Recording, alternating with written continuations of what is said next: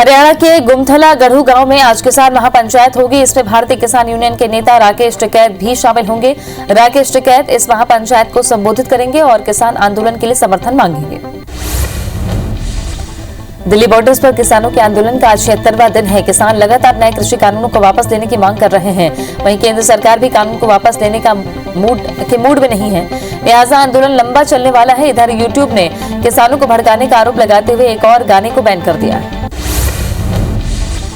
किसान नेता राकेश टिकैत ने कहा कि जिस तरह से प्रधानमंत्री नरेंद्र मोदी ने लोगों से एलपीजी सिलेंडर पर सब्सिडी छोड़ने का आग्रह किया था, उन्हें अब सांसदों और विधायकों को अपनी पेंशन छोड़ने के लिए कहना चाहिए, ताकि धन का इस्तेमाल युवाओं की आर्थिक मदद करने के लिए किया जा सके।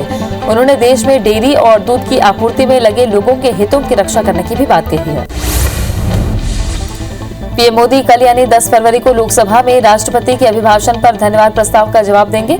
सूत्रों से ये जानकारी सामने आई है। बता दें कि विपक्ष कृषि कानूनों के मुद्दे पर लोकसभा में लगातार सरकार को घेर रहा है। कई दिनों बाद लोकसभा बाधित भी हुई है। इसके पहले सोमवार को पीएम मोदी ने राज्यसभा में अभिभाषण दिया था।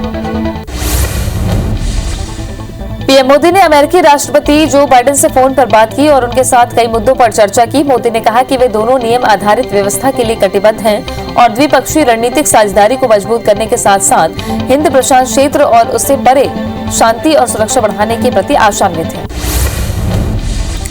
कृषि कानून की वापसी और महंगाई को लेकर आज यूथ कांग्रेस के नेता संसद का घेराव करेंगे। प्रदर्शन को देखते हुए संसद में सुरक्षा व्यवस्था बढ़ा दी गई है।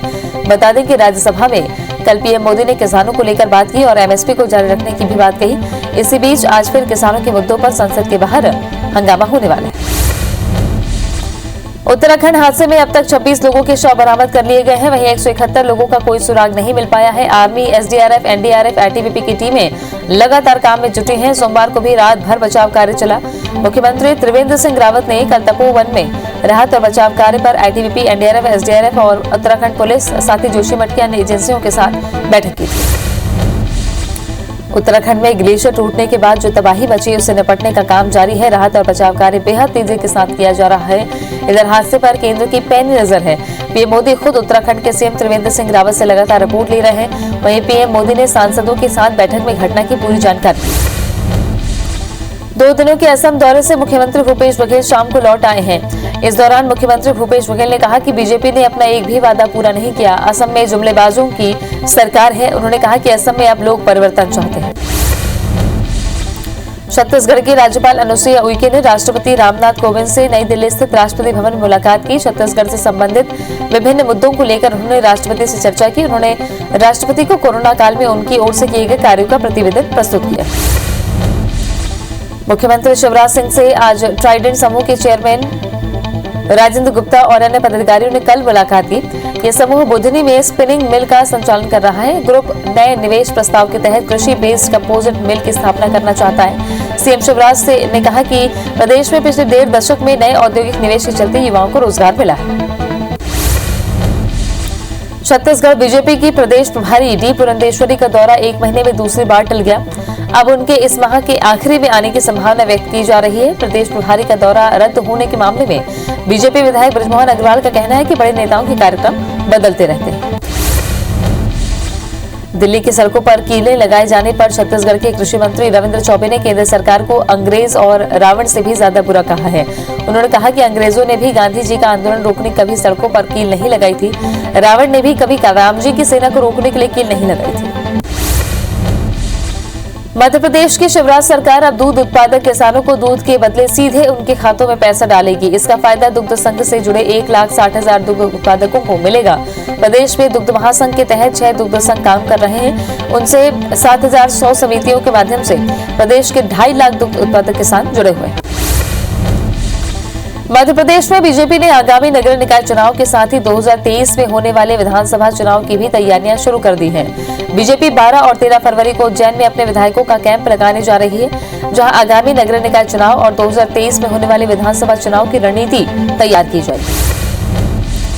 छत्तीसगढ़ माध्यमिक शिक्षा मंडल ने खिलाड़ियों को मिलने वाले बोनस अंकों को मेरिट सूची में शामिल नहीं करने का फैसला लिया है। अब मेरिट सूची केवल एकेडमिक को देखते हुए तैयार की जाएगी। छत्तीसगढ़ में राज्य स्तरीय प्रतियोगिताओं में शामिल स्टूडेंट्स को 10, नेशनल लेवल के लिए 15 और इंटरनेशनल लेवल के स्टूडेंट्स को 20 बोनस अंक मिलते थे। बीजापुर में आईडी की चपेट में आने से शहीद जवान मोहन सिंह नाग का राजकीय सम्मान के साथ अंतिम संस्कार किया गया। इस दौरान बड़ी संख्या में जनप्रतिनिधि और स्थानीय लोग मौजूद थे। रविवार को बीजापुर के एसटीएफ जवान एरिया डोमिनेशन के लिए निकले थे। इस दौरान पेंतागेलूर गांव में शहीद जवान आईडी की चपेट में आ गए।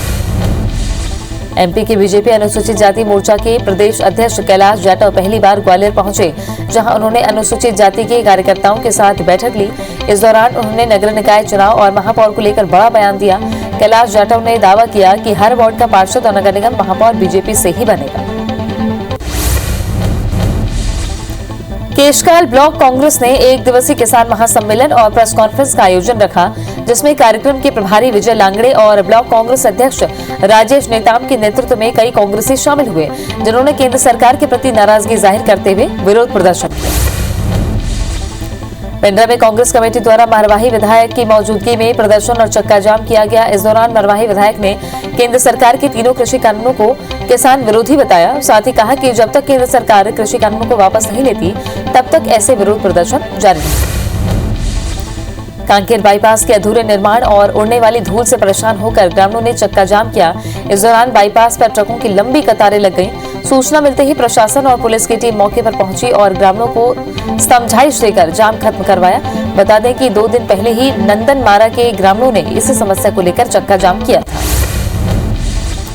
पेट्रोल डीजल और रसोई गैस की महंगाई के खिलाफ जबलपुर में कांग्रेस ने अलग ही अंदाज में विरोध जताया। कांग्रेसियों ने बैलगाड़ी पर बाइक और गैस सिलेंडर रखकर विरोध प्रदर्शन किया। साथ ही मध्य प्रदेश सरकार से पेट्रोल डीजल और रसोई गैस सिलेंडर्स पर लगाए जाने वाले वैट की राशि घटाने की मांग की।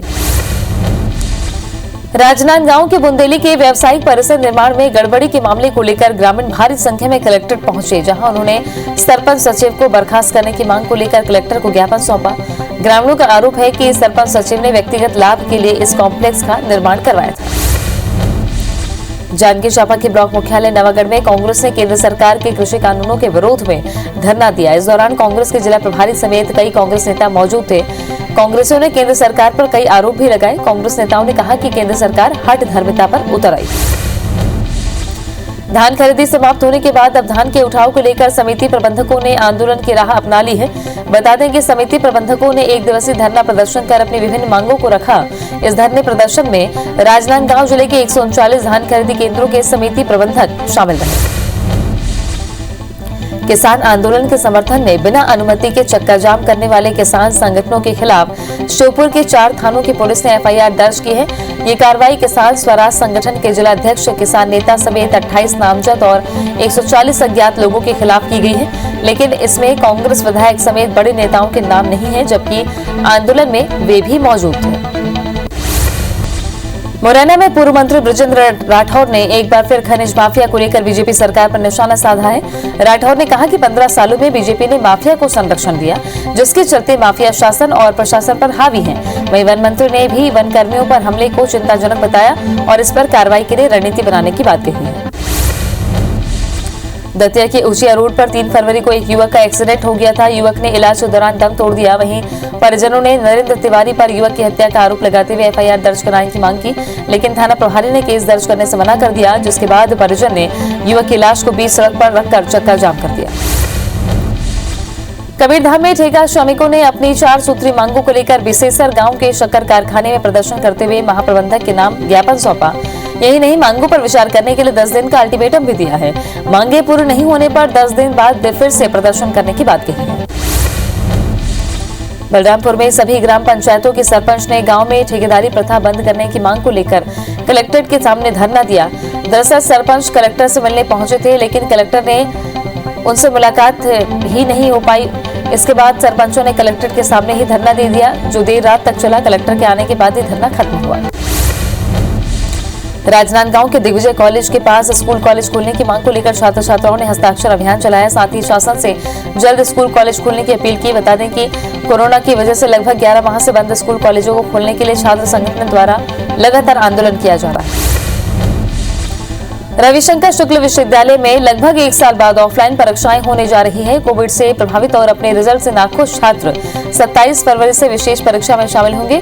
इस परीक्षा के लिए विश्वविद्यालय भी तैयारी में जुट गया है। परीक्षा के दिन सभी विद्यार्थियों को समय से 1.5 घंटे पहले पहुंचना होगा, ताकि थर्मल स्क्रीनिंग की जा सके। छत्तीसगढ़ के 106 इंग्लिश मीडियम स्कूल के प्रिंसिपल को प्रशासनिक एकेडमी के द्वारा ट्रेन किया जा रहा है। निमोरा के प्रशासनिक भवन में सभी प्रिंसिपल्स को ट्रेनिंग दी जा रही है, जिसमें प्रशासनिक एकेडमी प्रशासन के संबंधित जानकारियां दी जाएंगी, ताकि वही बाकी की ट्रेनिंग एसीईआरटी के मास्टर ट्रेनर द्वारा की जाए। एमपी के स्कूल शिक्षा विभाग का एक आदेश विवादों में है। इस सरकारी आदेश की तुलना तुगलकी फरमान से की जा रही है। दरअसल शिक्षा मंडल ने 10वीं 12वीं परीक्षा का फॉर्म भरने की लेट फीस 10,000 रुपए तक बढ़ा दी है। छात्राओं से लेट फीस के नाम पर 10,000 लेने का विरोध हो रहा है। इधर शिक्षा विभाग के आला अधिकारी इसे शासन का फैसला बता रहे हैं।